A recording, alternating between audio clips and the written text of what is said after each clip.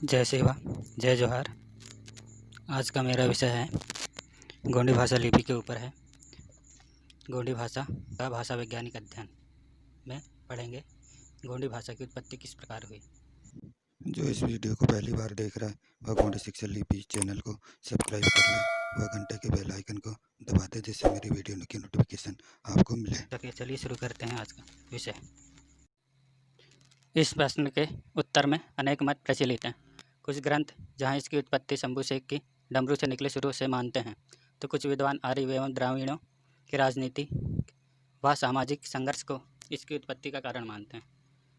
गोंडी पुनेमी दर्शन के अनुसार गोंडी बोली की उत्पत्ति कैसे हुई है, इसकी जानकारी मिलती है। शंभुशेख की डमरू से गोंडी बोली निकली है।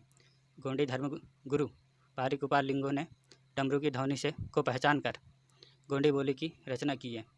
डमरू की आवाज़ सुनकर उसके सुरों से वर्ण, शब्द एवं वाक्य बनाए गए और गोंडी बोली की रचना की। इसे ही गोये, दाढ़ी, डमरू वाणी या गोंडवाणी कहा जाता है। गोंडवाणी के लंब अक्षर, लमुच शब्द और कड़ी मतलब वाक्य बनाने के नियमावली को व्याकरण कल्याण कहा जाता है, जो गोंडवाना के गोंडी गणों की भाषा है।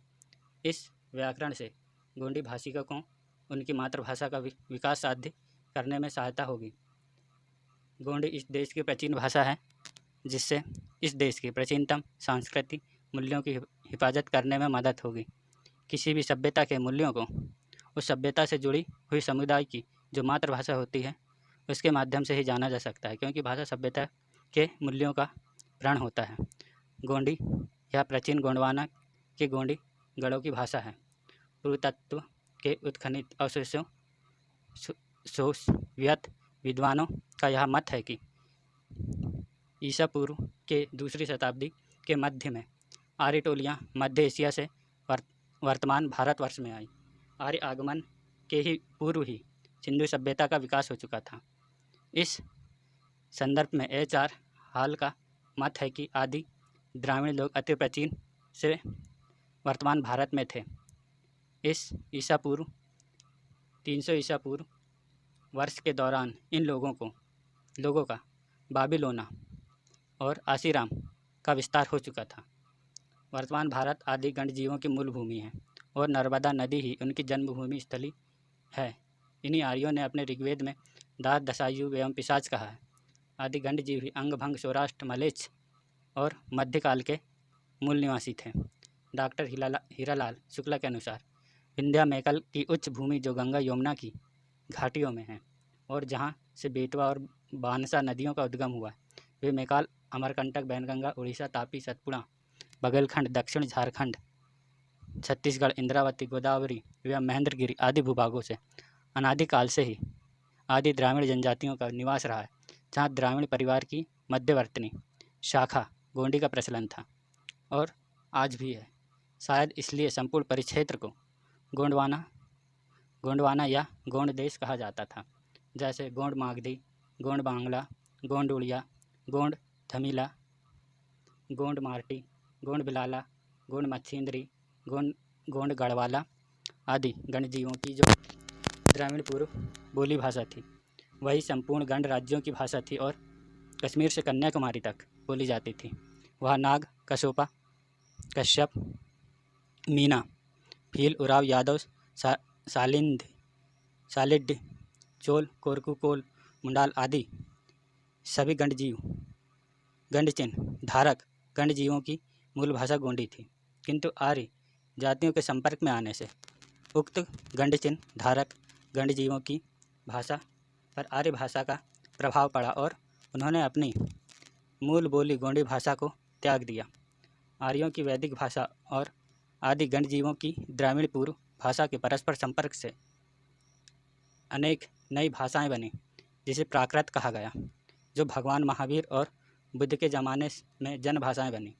आदि गंड जीवों की द्राविड़ बोली भाषा ही गोंडी भाषा है, जिसे दक्षिण भाषाओं का जन्म हुआ है, ऐसा नागपुर विश्वविद्यालय के भूतपूर्व सीनेट सदस्य वेंकटेश अंतराम का मत है। गोंडी गंड गाथा के अनुसार आदि गंडजीव के जो 7 150 गणराज्य थे, उनका विदेशी आक्रमक से नाम से शेष हो गया और उनके स्थान पर आर्यों के जनपद और महाजनपद स्थापित हुए। सिंधु सभ्यता और उसकी भाषा द्राविड़ पूर्व भाषा थी, ऐसा doctor John Marshall, father Henry Heras, Jules Bloch, कॉन्टबेल, कोस्के, नियमी, Asko Parpola, Fairservis, Mahadevan, किरोना झोआ, ARK झीड़े, जेवलेबिल आदि सभी भाषाविदों एवं पुरातत्व विद्वानों का भी मत है, क्योंकि सिंधु सभ्यता के उत्खनन से पाए गए मुहारों से अंकित पाठों में जिस प्रकार के स्वर भेद चिन्हों का प्रयोग किया जा चुका है वह मात्र ग्रामीण परिवार की भाषाओं में ही पाया जाता है। कंडवेल, जूल ब्लॉक, यर्सन आदि भाषा विद्वानों ने गोंडी भाषा का अध्ययन कर यह प्रतिपादन किया है कि गोंडी या ग्रामीण परिवार की भाषा होने के बावजूद भी उनमें जो स्वरभेद, प्रत्यय और मूल रूप ग्राम पाए जाते हैं वे अन्य ग्रामीण भाषाओं से भिन्न हैं, इसलिए भाषा भी ग्रामीण भाषा की जननी है, ऐसा न्यायमूर्ति रानाडे और काल्टवेल का मत है। बस आज के लिए इतना ही। आगे का भाग 2 में कल हम गोंडी भाषा लिपि की उत्पत्ति की किंवदंती, जो हमारा मेन टॉपिक है, वो आपको कल की वीडियो में मिलेगा। जय सेवा, जय जोहार।